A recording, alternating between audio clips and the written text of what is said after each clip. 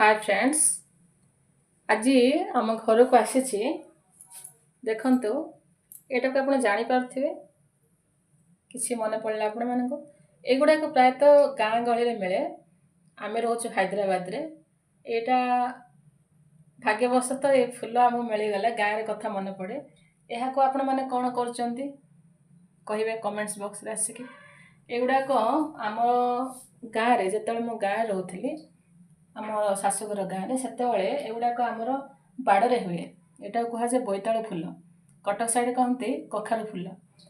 एगुडा को आम कौन करूना चाउल पिठो देखो मु चाउल बाटिक रखी चाउल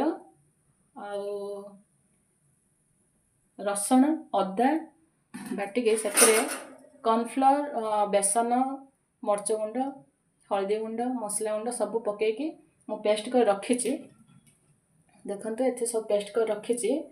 एगुड़ा को मु कौन करी ना बर्तमान देखंतु एथिरे फूल रे पिठोरे पूरा माने ए जो पेस्ट अच्छी ना पेस्ट रे फूलटी को पूरा गोड़े की देखंतु एमती करके तेल रे छाणी दिए।